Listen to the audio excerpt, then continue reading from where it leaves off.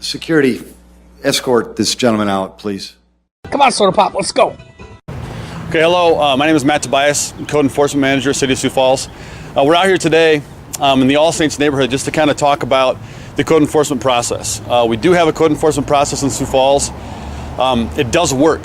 That's the one thing I want to say right off the bat. It does work. We have a really good success rate with notifying property owners to correct violations. It's a pretty high success rate.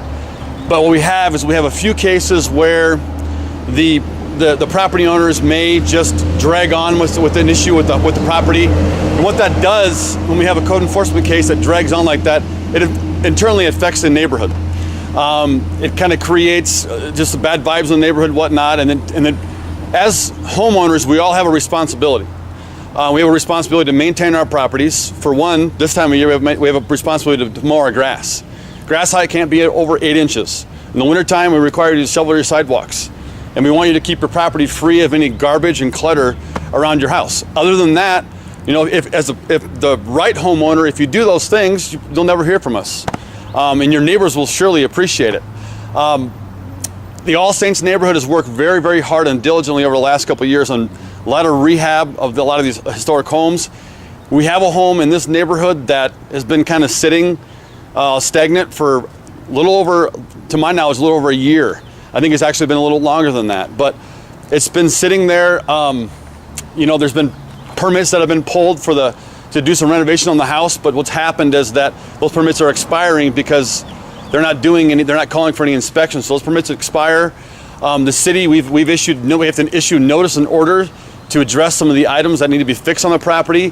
Those things haven't been done. So what you have is you just have a house that's literally falling apart in a neighborhood that has been working very, very hard to rehab homes, to have community involvement in their neighborhood. So we do have that code enforcement process. Like I said, it does work. We have a very good success rate, but it's these small few homes and property owners that don't follow through that does bring the neighborhood down. And it's really important, especially in a historic neighborhood. The city, we have an investment. I mean, the city wants to see this neighborhood prosper. We want to see all neighborhoods prosper. When you hear Sioux Falls, the first thing out of their mouth is that's a very clean city. Through code enforcement, that's one thing we maintain. We want to maintain the integrity of the city. We want to keep the city clean, and we have ordinances that we want people to follow. And with those ordinances, like I said, it's the mowing of the grass, it's shoveling the sidewalks, it's keeping your property free of debris, garbage, and litter. Those are the things we require, and we enforce those things when we have to. And it's not that we don't like to it. We don't love to get out and actually have to do that enforcement, the enforcement process. But ultimately, that's what happens. And what we'll do is we'll work with you. We'll coach you through the process. We'll bring you back into compliance. That's all. Our ultimate goal is to have all of our neighborhoods clean, safe. It's a good place to work, live, and play. That's our end goal. And so we're going to be working with the residents to make sure we have that. So with that, I'll turn it over to the mayor so he can add some comments. Thanks, man. You bet. We are here today at the All Saints neighborhood, and my goodness gracious, what an example of neighbors that just have incredible pride in where they live. They lift up their neighbors at the highest level here at All Saints, and guess what? They're not alone. This is happening all over our great city. But sadly, it just takes one neighbor that I call them bad neighbors, that don't take care of their property at even a reasonable level. And guess what it does? It impacts the 99 that are all around them, working their tails off on behalf of showing pride and showing strength and showing vibrancy and again, just trying to make our community even better. We are here to have a very, very simple message. Sioux Falls, guess what? If you are one of those bad neighbors, if you are one of those bad businesses, guess what? You are going to be held accountable. You are. You're going to be held accountable. In Sioux Falls, South Dakota, we take code enforcement very seriously. In Sioux Falls, South Dakota, we take the importance of being a good neighbor very, very seriously. And that's why we're here today. We do this about once a year, where we ask the media to come out and just help remind people of that importance.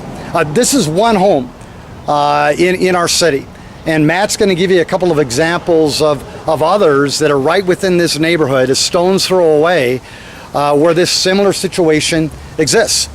And let us also be clear, this is not the first time that we've tried to work in cahoots or in support of this neighbor.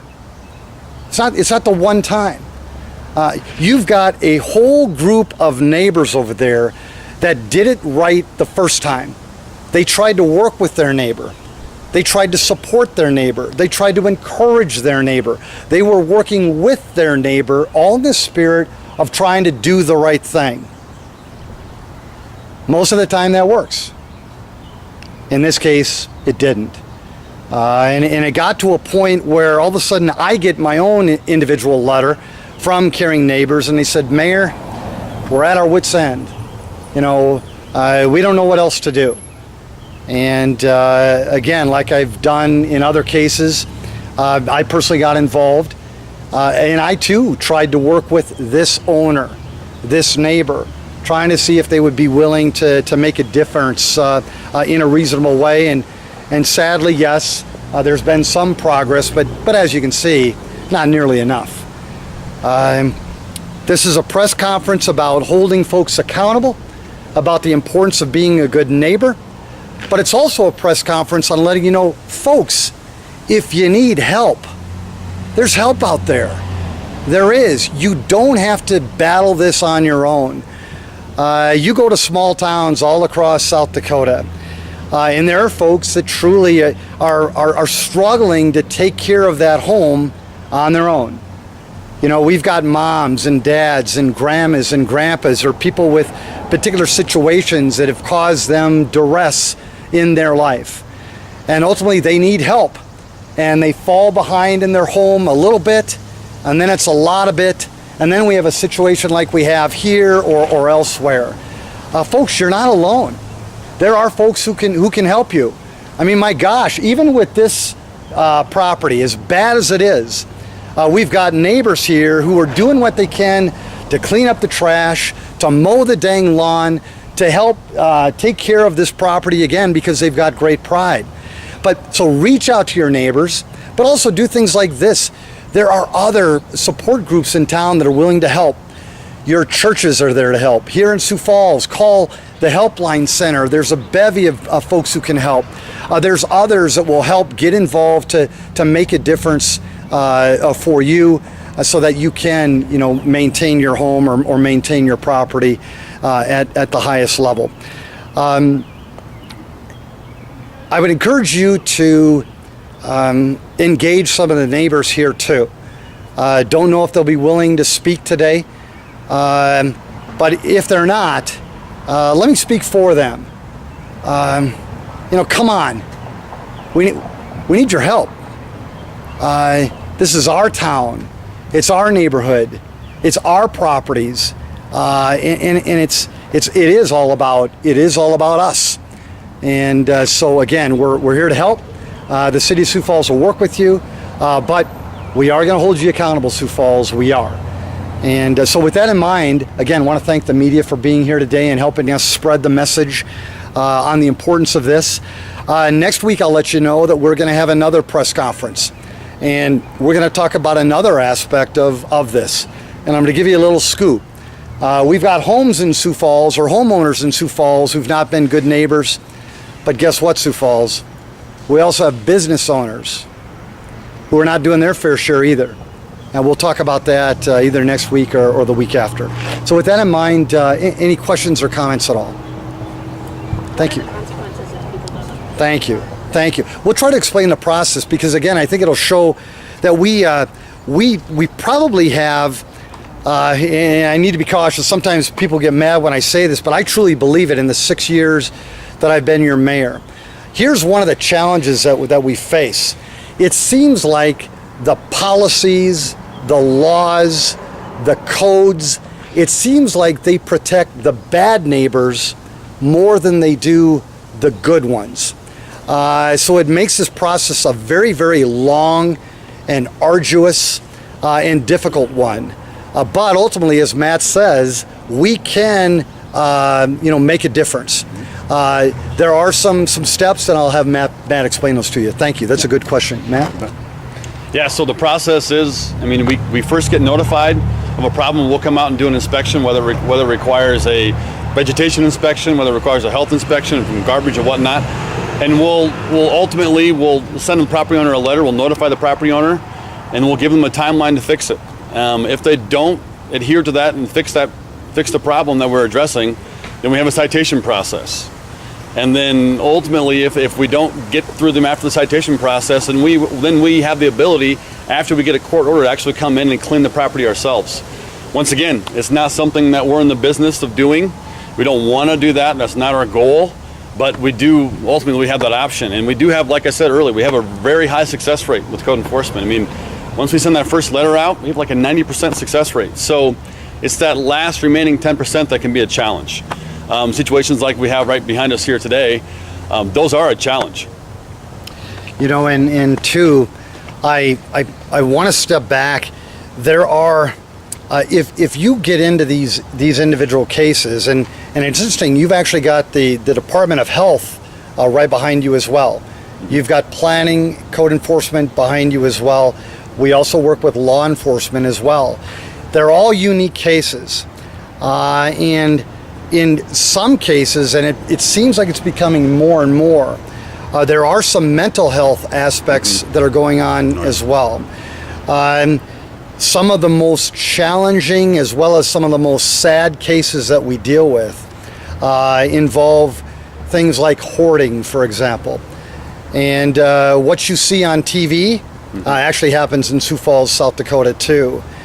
And again, we're trying to work with them. Oh, yeah. We don't want to kick them out of their homes. We don't want to do things that are not appropriate. We don't want to be big brother. But again, all these cases are so unique. This is a unique case too. It is. And to be fair to this homeowner, if you would have come here 3 weeks ago, it looked a lot different 3 weeks ago. So folks, progress has been made even at this home. It has.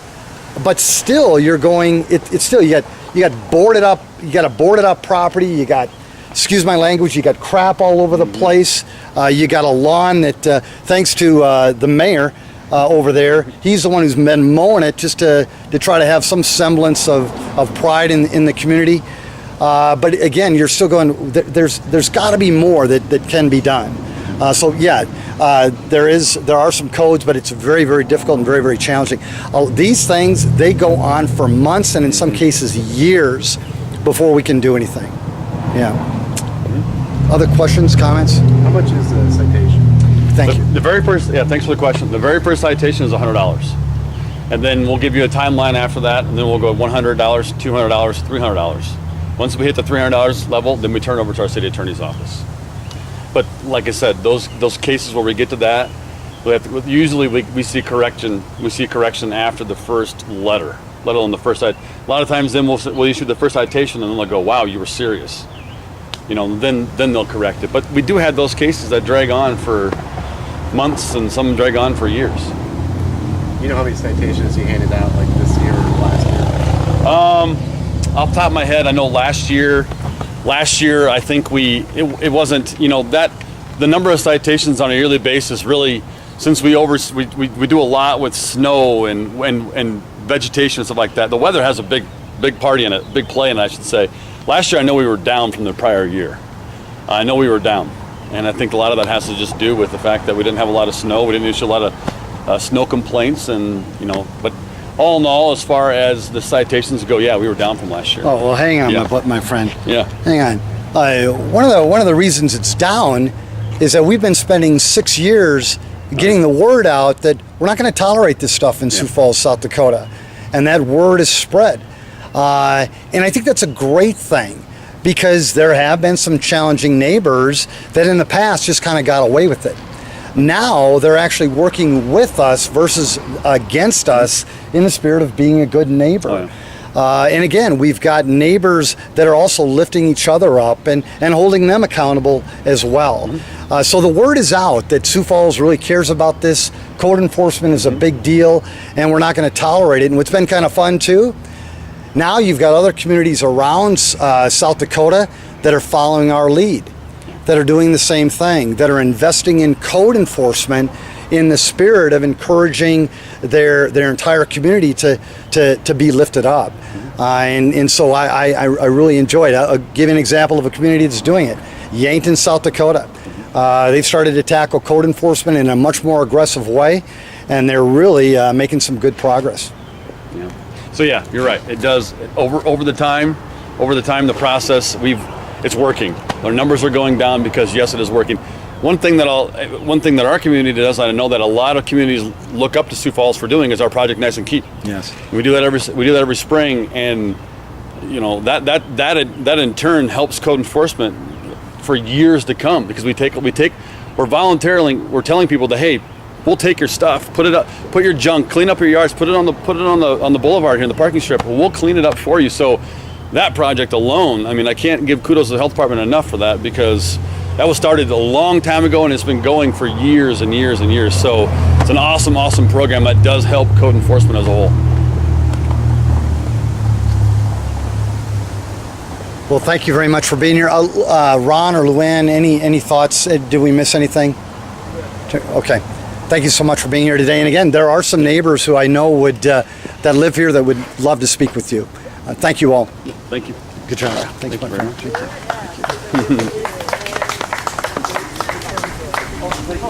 Y'all come back now. Cheers. What kind of morons run this outfit?